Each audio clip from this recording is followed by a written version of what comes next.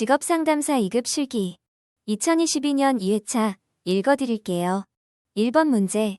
백의 인지치료에서 인지적 오류의 유형 4가지를 쓰시오. 흑백 논리, 선택적 추상화, 과잉 일반화, 개인화. 2번 문제. 직무분석 방법 중 결정적 사건법의 단점을 3가지 쓰시오. 응답자의 주관적 의견 개입으로 인해 사건이 왜곡될 수 있다. 직무를 전체적으로 반영하지 못하고 일부만 강조될 수 있다. 정확한 조사를 위해 특별히 훈련받은 사람이 필요하다. 3번 문제. 한국표준직업 분류에서 직업으로 보지 않는 활동 6가지를 쓰시오. 이자, 임대료 등의 수입, 연금법, 고용보험법 등에 의한 수입, 경마, 경륜, 복권 등에 의한 수입, 예금 출금이나 보험금 수취 등의 활동, 가사활동, 사회수용시설 수용자의 시설 내 결제활동, 수용자의 강제노동. 4번 문제. 부정적인 심리검사 결과가 나온 내담자에게 검사 결과를 통보하는 방법 4가지를 쓰시오. 내담자가 충격을 받지 않도록 주의하여 설명한다. 전문적 용어나 통계적 숫자보다는 일상적인 용어를 사용하여 설명한다. 적절한 해석과 함께 검사 결과를 설명한다. 검사 결과가 유출되지 않도록 비밀 보장에 유의한다. 5번 문제. 한국표준산업분류, 개요 중 산업, 산업활동, 산업활동의 범위, 산업분류의 정의를 쓰시오. 산업, 유사한 산업활동에 종사하는 생산단위의 집합. 산업활동, 각 생산단위가 노동, 자본, 자원 등을 투입하여 재화 또는 서비스를 생산, 제공하는 일련의 활동과정. 산업활동의 범위, 영리, 비영리 활동은 포함하지만 가사활동은 포함되지 않는다. 산업분류, 생산단위가 수행하는 생산활동을 그 유사성에 따라 체계적으로 분류한 것. 6번 문제. 심리검사의 사용목적 3가지를 쓰고 설명하시오. 개인적 기능, 내담자의 자기이해를 증진시키고 성공 가능성이 높은 진로를 선택할 수 있도록 돕는다. 예측적 기능, 내담자의 성격이나 적성 등을 파악하여 수행 능력을 예측한다. 진단적 기능, 내담자의 문제 원인을 파악하고 해결한다. 조사적 기능, 특정 집단의 성향을 조사하여 집단의 특징을 규명한다. 7번 문제.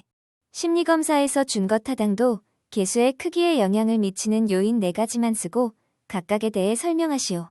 표지보차, 표본의 크기가 너무 작거나 모집단을 대표하지 못할 경우 준거 타당도가 낮아진다. 범위 제한, 수집한 자료들이 전체 범위를 포괄하지 않고 일부에만 해당되는 경우 준거 타당도 개수에 영향을 미친다.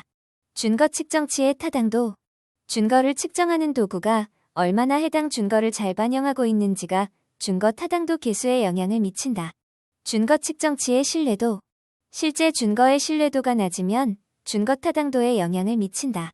8번 문제. 한국직업사전의 부가 직업정보 중 직무 기능은 자료, 사람, 사물과 연관된 특성을 나타낸다. 사람과 관련된 세부 영역 5가지를 쓰시오. 자문, 협의, 교육, 감독, 오락 제공, 설득, 말하기 신호, 서비스 제공. 9번 문제. 심리검사 사용의 윤리적 문제와 관련하여 주의하여야 할 사항을 6가지만 쓰시오. 심리검사가 시대에 뒤떨어질 수 있음을 인정한다. 피검사자가 이해하기 쉬운 용어를 사용한다. 피검사자의 비밀을 보장한다. 검사의 결과는 목적에 맞게 제한적으로 사용하여야 한다. 타당도와 신뢰도가 높은 검사를 활용하여야 한다. 적절한 훈련을 받은 사람이 검사를 실시하여야 한다. 10번 문제. 표준화를 위해 수집된 자료가 정규 분포에서 벗어나는 것은 표집 절차의 오류의 원인이 있을 수 있다. 해결 방법 3가지를 쓰고 각각 설명하시오. 완곡법, 검사 결과가 정규 분포와 비슷한 모양을 갖는 경우 점수를 더하거나 빼서 정상 분포의 모양이 되도록 하는 방법. 절미법, 꼬리가 작은 경우 분포 곡선에서 한쪽으로 치우친 편포의 꼬리를 잘라내는 방법. 면적 환산법, 각 점수의 100분의 1을 찾아 이에 해당하는 Z점수를 찾는 방법. 11번 문제. 갤라트가 제시한 직업 의사결정의 상담 과정 8단계를 순서대로 쓰시오. 1.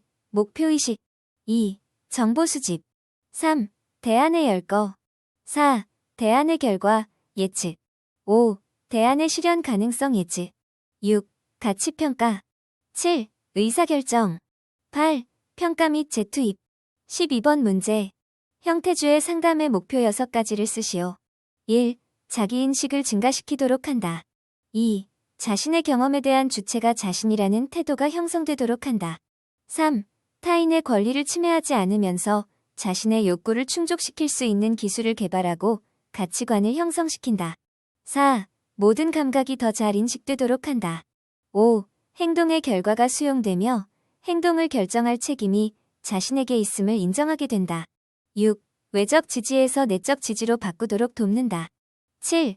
타인에게 요구하거나 도움을 청할 수 있게 되며 동시에 타인에게 도움을 줄 수 있도록 한다. 13번 문제.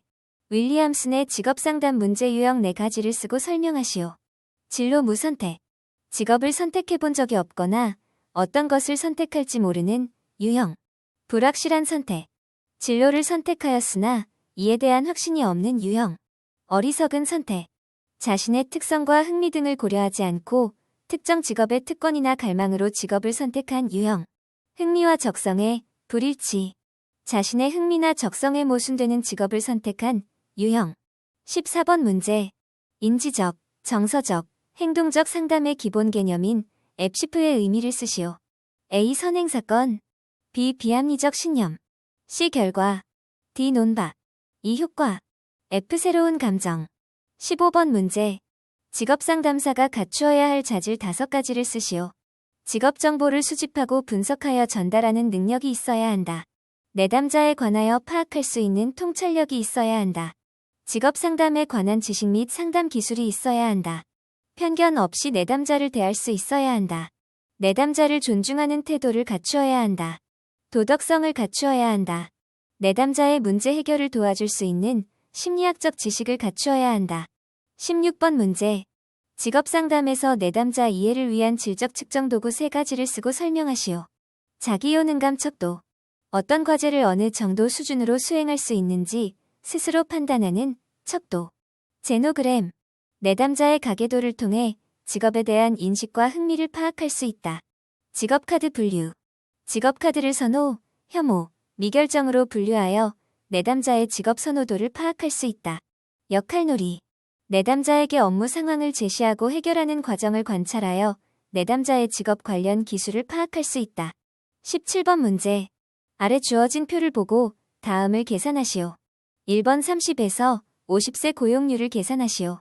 2번 30에서 50세 고용률을 29세 이하 고용률과 비교하여 분석하시오.